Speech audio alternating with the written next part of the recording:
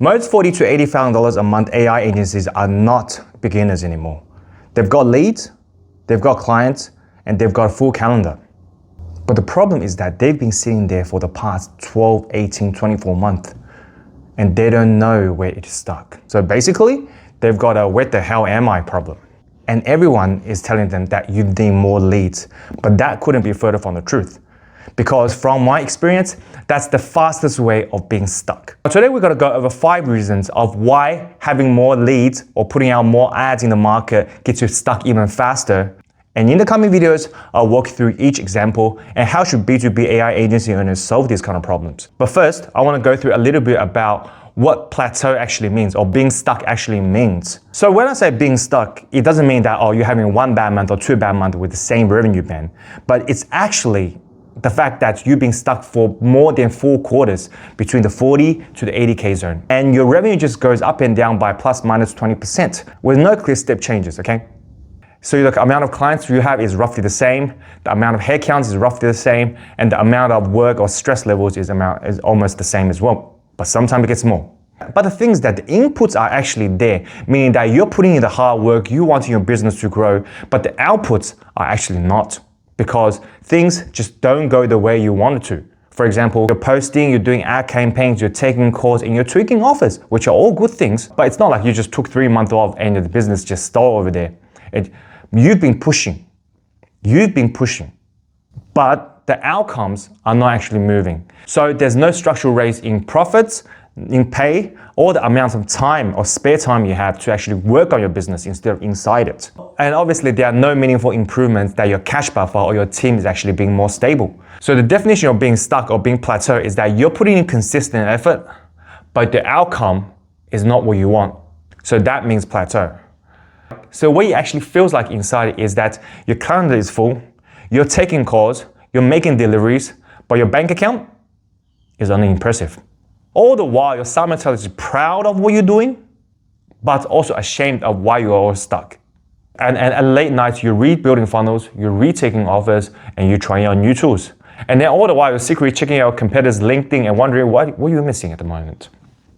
So that's the case when you're stuck between $40,000 to $80,000 a month. But from my experience, every business has one binding spot and one tightest constraint that is limiting everything else downstream. So let me put that in context. Here's the thought experiment, right? If you were able to magically triple the amount of leads or the amount of traffic that's coming in, what will actually break first?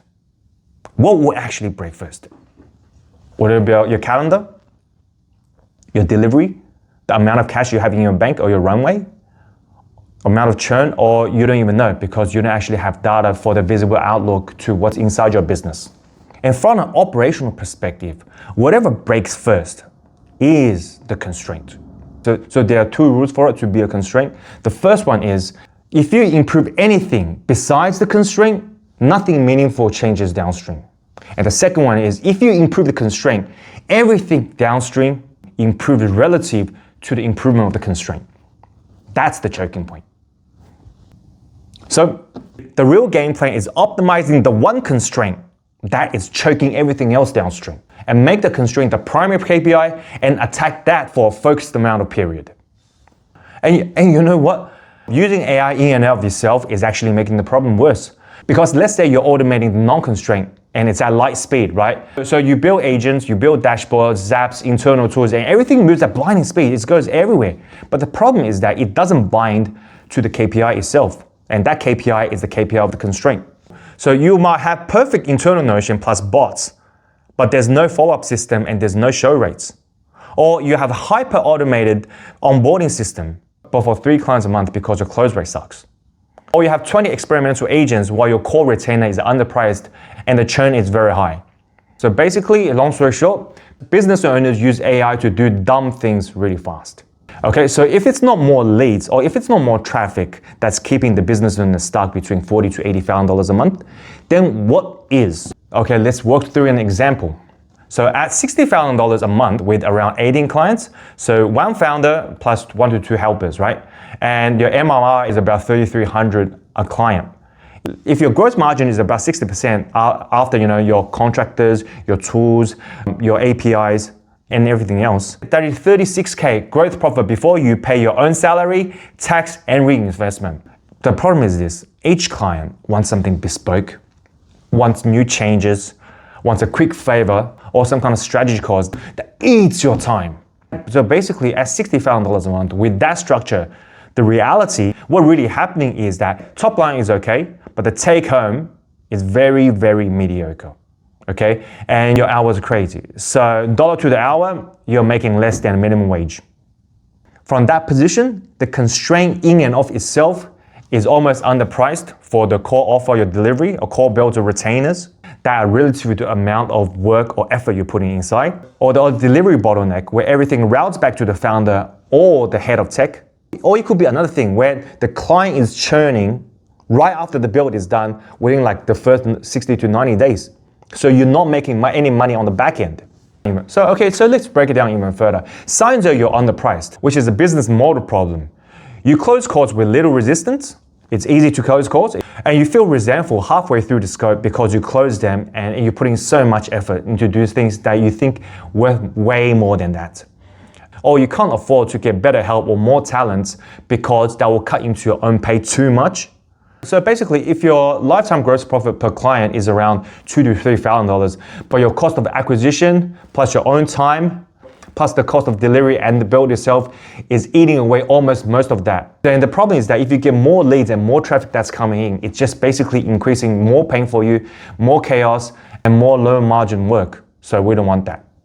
So before we pour more fuel into the system, the economics itself, the delivery, as well as the long-term prospects must make sense. Okay, and number two, we're founder-bottlenecked delivery. That's the capacity problem. So the common problems include that only you can architect, you can handle weird edge cases, and only you can talk to key clients properly to understand what they want. And after that, the whole team itself waits for your instruction. So basically your communication channels is always like a fire hose. And the pipeline stores when you get pulled into deep fulfillment or deliveries. You need to talk to a client for a few hours a week. And that bottleneck of maybe 5 to 10 hours a week is shown directly downstream where your team is waiting for your instructions and they don't know what to do. So the results become working 12 to 14 hours a day with slower onboarding, worse execution, and higher churn because you're the one who's acting like glue, who's holding the whole business together. Problem number 3, clients churn right after the first build. So that's an LTV problem. So you've got like big builds, big logos that's coming in, hero builds, where after 2 to 3 months of retainer, then nothing. Gone. So clients don't know what exactly phase 2 or phase 3 is, and they don't actually know what's next after the build. So you start every month feeling like you're rebuilding the revenue from scratch. And by inference, if your client churn is really high, then by definition, the lifetime gross profit or the LTV of your clients is actually low. And where LTV is low, having more leads coming in front end, it's just like acting like a revolving door. So the clients come in, they go out, clients coming, they go out, clients coming, they go out. And that's why people get stuck between the 40 to 80,000 mark so easily. In one side, out the other. And until you identify and fix the real bottleneck, having more leads coming in just adds more headache. And we all know that. So for example, if a company is doing about 200K and feel like lead is the problem, well, if you double the ad spend, you probably will double the leads, right?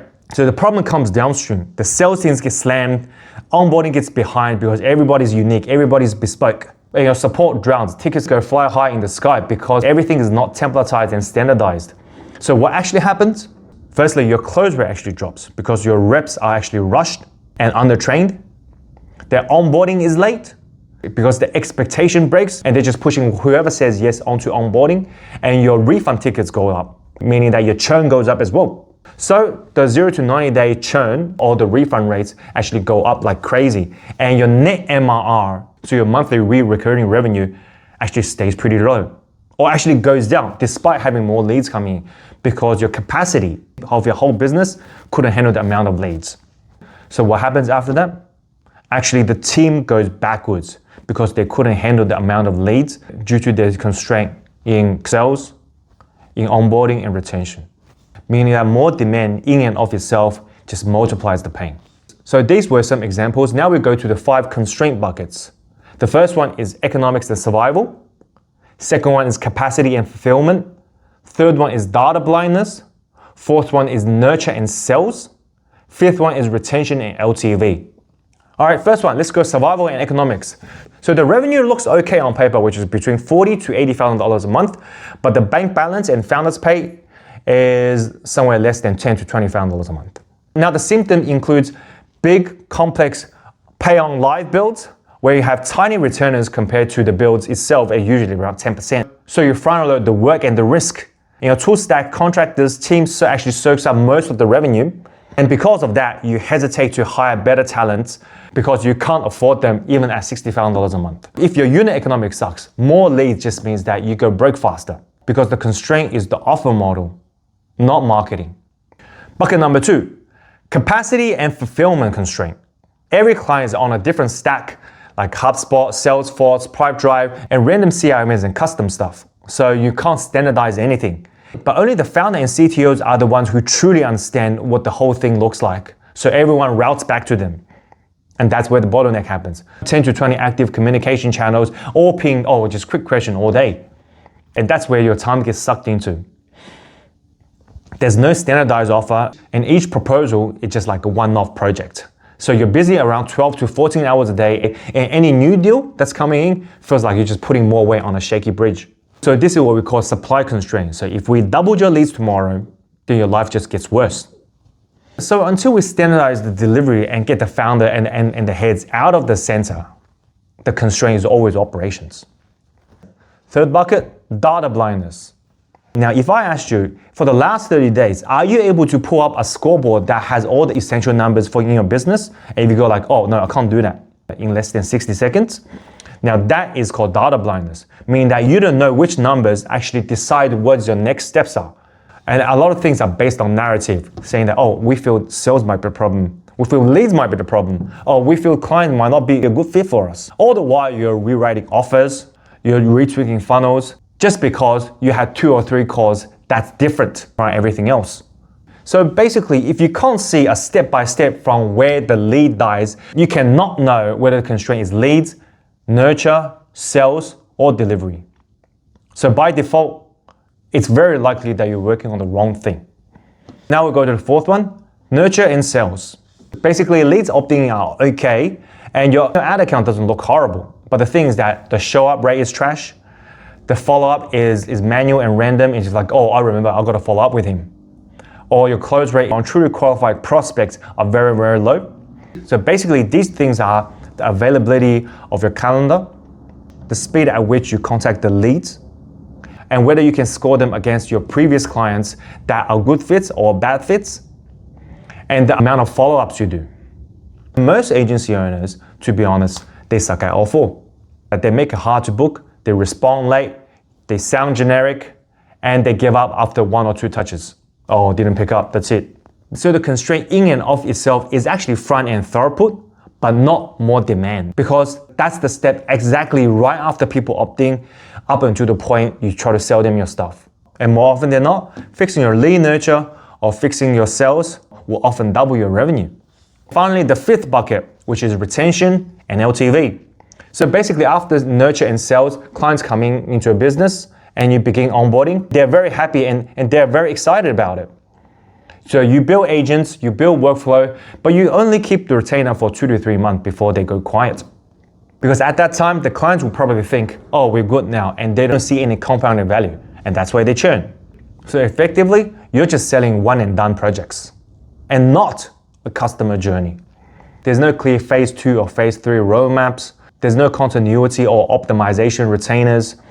There's no reactivation from past buyers, and every month feels like it's starting from 0. And even if the leads and close rates are actually okay, the problem comes by you have a ceiling that's capping your revenue because it's consistently leaking at the back end. So these are the 5 buckets, and in the coming videos, I'll be talking about how we can solve each bucket with their own KPI and their own constraint. Be sure to subscribe if you found this video helpful. Over and out.